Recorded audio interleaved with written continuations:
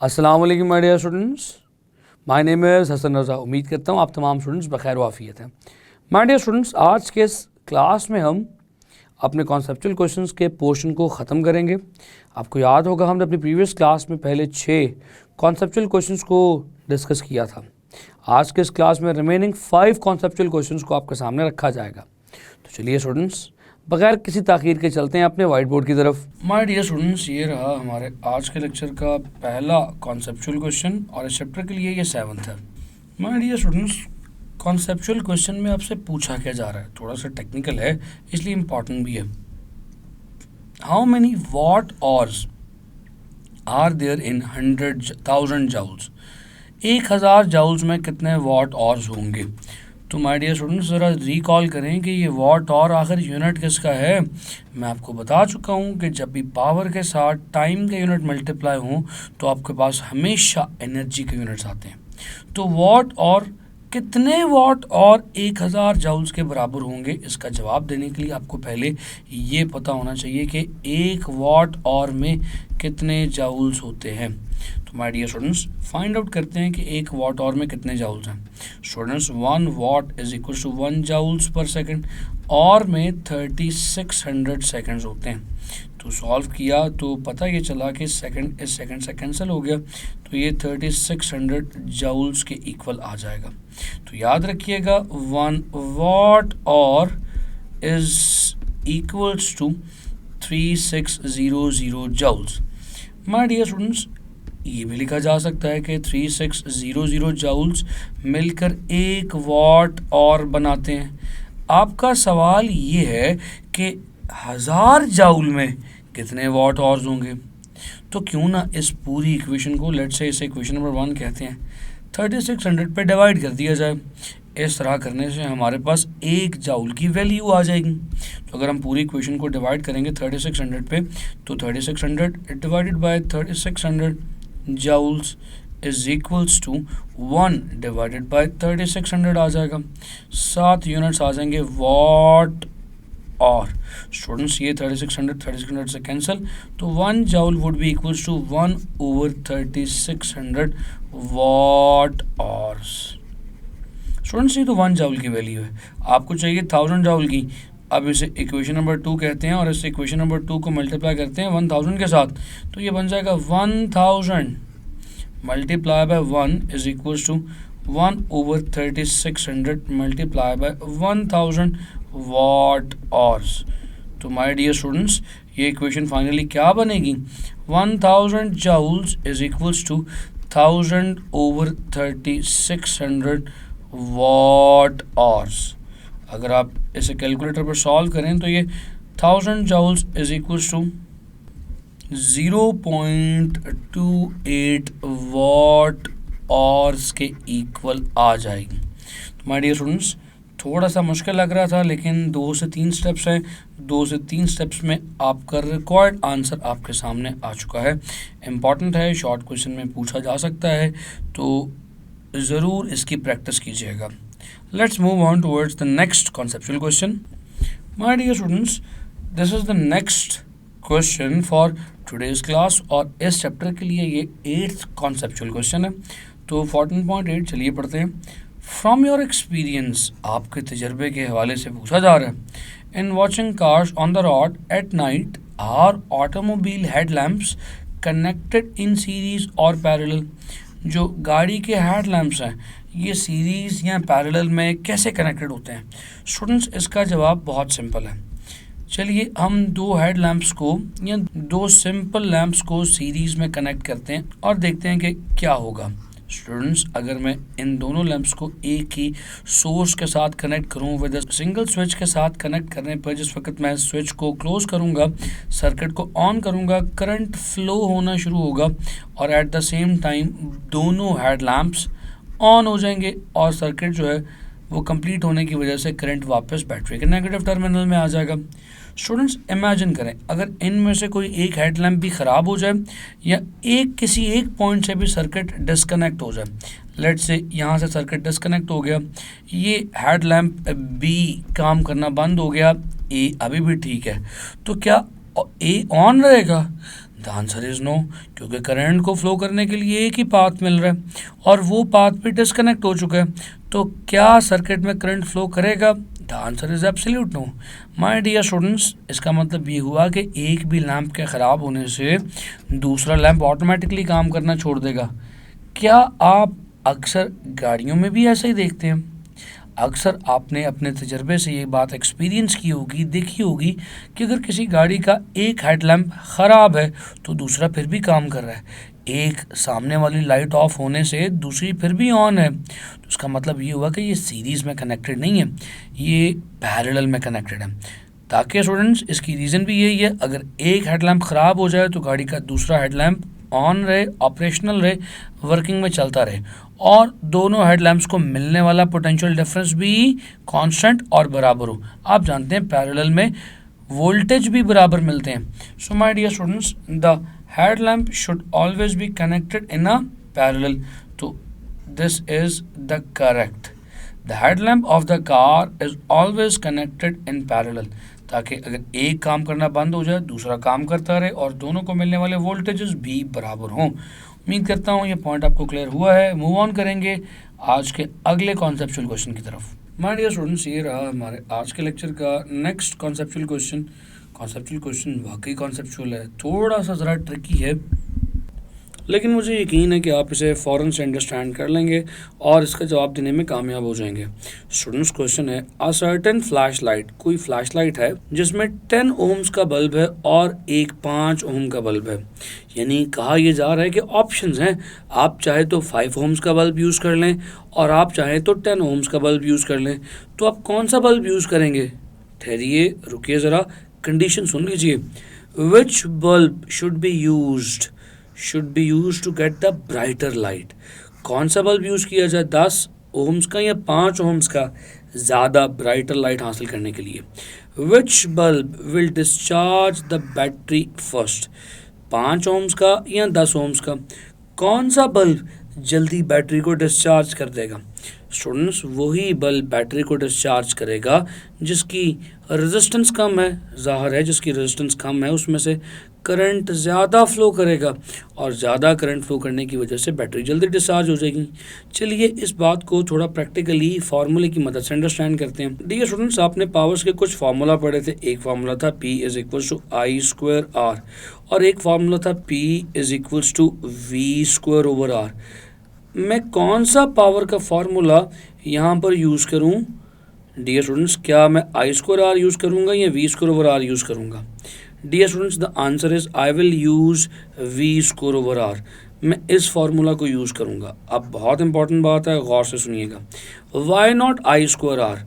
My dear students, I square R का formula इसलिए use नहीं किया जा सकता क्योंकि दोनों बल्ब्स की रेजिस्टेंस डिफरेंट है। एक 5 ओम्स का और एक 10 ओम्स का, तो दोनों की रेजिस्टेंस डिफरेंट होने की वजह से दोनों में करंट की वैल्यू भी डिफरेंट हो जाएगी, तो मैं पावर और रेजिस्टेंस में कोई रिलेशन ड्रॉ नहीं कर पाऊँगा। याद रखिए, किसी भी फार्मूले की मदद से दो क्वांटिटीज़ का रिलेशन उस सूरत में निकलता है जब उन दो चीज़ों के अलावा बाकी तमाम वेरिएबल्स वेरिएबल ना हों बल्कि उस इक्वेशन में कांस्टेंट हों। फॉर एग्जांपल, अगर मैं इस फार्मूले में पावर और रेजिस्टेंस का ताल्लुक बनाना चाहता हूं तो होना तो ये चाहिए कि आर और पी के अलावा बाकी तमाम चीज़ें इस इक्वेशन में कांस्टेंट हो। बाकी तमाम चीज़ों में कौन सी चीज़ है? आई। तो क्या आई कांस्टेंट है? द आंसर इज़ नो, क्योंकि 5 ओम के लिए करंट की वैल्यू ज़्यादा होगी क्योंकि रेजिस्टेंस कम है। 10 ओम्स के लिए करंट की वैल्यू कम होगी क्योंकि रेजिस्टेंस ज़्यादा है। तो P और R के अलावा I is not constant, so that is why मैं P और R के दरमियान रिलेशन बिल्ड करने के लिए इस इक्वेशन को यूज़ नहीं कर सकता। माय डियर स्टूडेंट्स, जो प्रेजेंट कंडीशन मुझे दी गई है उसमें कहा यह जा रहा है कि आप एक सर्टेन फ्लैश लाइट को यूज़ कर रहे हैं और दोनों केसेस में बैटरी सेम है, चाहे आप 5 ओम्स का बल्ब यूज़ करें चाहे 10 ओम्स का। सो लिहाजा इस इक्वेशन में V की वैल्यू सेम है, V इज़ कांस्टेंट। सो क्योंकि V कांस्टेंट है तो मैं P is equal to V square R के फार्मूले से पावर और रेजिस्टेंस के दरमियान एक रिलेशन बिल्ड कर सकता हूँ। और माय डियर स्टूडेंट्स, वो रिलेशन क्या निकलेगा? Power is inversely proportional to the resistance if battery is same in both the cases if voltage is constant in both the cases. तो माय डियर स्टूडेंट्स क्या ख्याल है, किसकी पावर ज़्यादा होगी, 5 ओम्स वाले की या 10 ओम्स वाले की? जिसकी रेजिस्टेंस ज़्यादा होगी उसकी पावर कम होगी, जिसकी रेजिस्टेंस कम होगी उसकी पावर ज़्यादा होगी। सो इस एतबार से 5 ohm will have high power, उसकी पावर ग्रेटर है। अगर उसकी पावर ज़्यादा है तो माय डियर स्टूडेंट्स ऑब्वियसली उसकी ब्राइटनेस भी ज़्यादा होगी। So 5 ohms will have greater brightness. तो माय डियर स्टूडेंट्स इसकी ब्राइटनेस भी ज़्यादा होगी। तीसरे पॉइंट में डिस्चार्ज कौन करेगा, 5 ओम्स वाला या 10 ओम्स वाला? स्टूडेंट्स 5 ओम्स वाले का करंट क्योंकि एक्सेस है, तो my dear students 5 ohms bulb will discharge the battery more speedily. तो जो 5 ओम्स वाला बल्ब है वो बैटरी को जल्दी डिस्चार्ज कर देगा।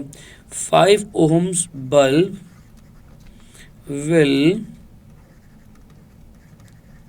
discharge the battery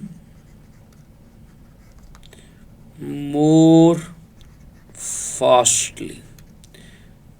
my dear students उम्मीद करता हूँ कि कॉन्सेप्ट आपके लिए क्लियर हो चुका है, अब आपको सवाल की समझ आ चुकी है। Let's move on towards the next conceptual question of today's lecture. My dear students ये रहा हमारे आज के लेक्चर का नेक्स्ट कॉन्सेप्चुअल क्वेश्चन और इस चैप्टर के लिए 10th है। तो 14.10 चलिए पढ़ते हैं। इट इज़ इम्प्रैक्टिसेबल, इम्प्रैक्टिसेबल कहते हैं वो चीज़ जो ना हो सके, जो प्रेफरेबल ना हो, जिसे किया ना जा सके। To connect an electrical bulb and electrical heater in series why. ये आमतौर पे प्रेफर्ड नहीं है कि आप सीरीज़ में इलेक्ट्रिकल बल्ब और इलेक्ट्रिकल हीटर को कनेक्ट कर दें। आखिर क्या प्रॉब्लम है, एक सीरीज़ में इलेक्ट्रिकल बल्ब और हीटर को क्यों नहीं कनेक्ट किया जा सकता? स्टूडेंट्स असल में आपसे यही पूछा जा रहा है कि सीरीज़ में कोई भी दो कंपोनेंट्स क्यों जोड़ने मुनासिब नहीं है। स्टूडेंट्स आप सीरीज़ कॉम्बिनेशन के फ्लॉज जानते हैं। सबसे बड़ा फ्लॉ है कि दोनों को मिलने वाले वोल्टेज डिवाइड हो जाएंगे। तो चलिए इस बात को पॉइंट्स की शक्ल में लिखने की कोशिश करते हैं। सबसे पहला flaw, voltages will not be same, so both the components will get different या divided potential। so मैं ये बात पॉइंट की सूरत में लिख देता हूँ, potential in the circuit will be divided। Circuit का पोटेंशियल डिवाइड हो जाएगा। That means electrical bulb will get some other value of potential difference, electrical heater will get some other value of potential difference. तो दोनों को मिलने वाले potential same नहीं होंगे। तो माय डियर स्टूडेंट्स ये तो पहला फ्लॉ हो गया। दूसरा फ्लॉ क्या है स्टूडेंट्स, अगर इन दोनों में से कोई एक कंपोनेंट भी ख़राब हुआ तो दोनों कंपोनेंट काम करने बंद हो जाएंगे। यानी कि if one of the component is out of order both will stop working, circuit will be discontinued for both of them। ये सर्किट दोनों के लिए बंद हो जाएगा। तो एक ठीक भी हुआ फिर भी काम नहीं करेगा। तो आप इसके लिए कहेंगे if one of the component is out of order, the supply of the current to this circuit will be terminated। यानी इस सर्किट को मिलने वाली इलेक्ट्रिसिटी की सप्लाई जो है वो टर्मिनेट हो जाएगी। टर्मिनेट होने का मतलब है नो कंपोनेंट विल वर्क, कोई इन दोनों में से एक कंपोनेंट भी काम नहीं करेगा। तो my dear students that's why it is impracticable to connect any two components in a series.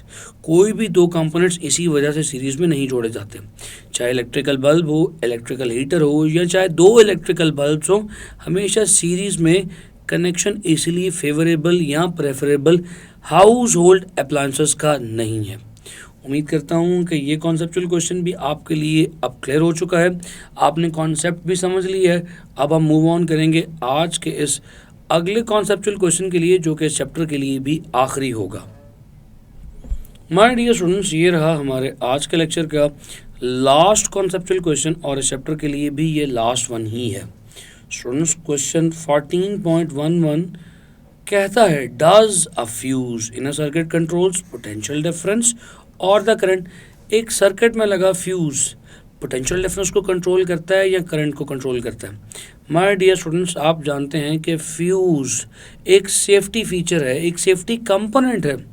ये फ्यूज करंट को कंट्रोल करता है, क्योंकि माय डियर स्टूडेंट्स, अगर करंट की वैल्यू एक रेटेड वैल्यू, एक रिक्वायर्ड वैल्यू से इंक्रीज कर गई, तो उस हाई अमाउंट ऑफ करंट की वजह से पैदा होने वाली हीट इंसुलेशन को भी मेल्ट कर सकती है और आपके अप्लायंस को भी बर्न कर सकती है। तो माय डियर स्टूडेंट्स, असल में ये करंट को कंट्रोल करने के लिए इस्तेमाल होता है। तो चलिए इस बात को यहाँ पे लिख देते हैं, fuse will control the current in the circuit. My dear students, now the problem is, ये करंट को कंट्रोल करता कैसे है? आप जानते हैं कि अगर करंट इसकी रेटेड वैल्यू से एक्सीड कर जाएगा, यानी उस वैल्यू से, जिस वैल्यू के लिए इस फ्यूज़ को डिज़ाइन किया गया, उस वैल्यू से एक्सीड कर जाएगा, तो क्या होगा? This fuse will melt down and stop the further supply of the current to the appliance. So it will melt. So लिख देते हैं, it will melt when excess value of current will pass through it and terminating the सप्लाई of current to the circuit। तो होगा क्या my dear students? ये melt करके circuit को डिस्कनेक्ट कर देगा और फर्दर सप्लाई ऑफ करंट को टर्मिनेट कर देगा, रोक देगा। माय डियर स्टूडेंट्स, मैं उम्मीद करता हूँ ये कॉन्सेप्चुअल क्वेश्चन भी आपका क्लियर हो चुका है, कॉन्सेप्ट में अब कोई प्रॉब्लम नहीं रही, आपके चैप्टर के कॉन्सेप्चुअल क्वेश्चंस ख़त्म हो चुके हैं। माय डियर स्टूडेंट्स, मैं उम्मीद करता हूँ कि ये कॉन्सेप्चुअल क्वेश्चंस अब आपके लिए बहुत सिंपल हैं, आपके तमाम कॉन्सेप्ट्स भी क्लियर हैं और ये कॉन्सेप्चुअल क्वेश्चंस भी क्लियर हैं। अपना बेइंतहा ख्याल रखें। आपसे मुलाकात करूँगा अगले लेक्चर में कुछ नए सवालात और नए कॉन्सेप्ट्स के साथ। सी यू नेक्स्ट टाइम। खुदा हाफिज़।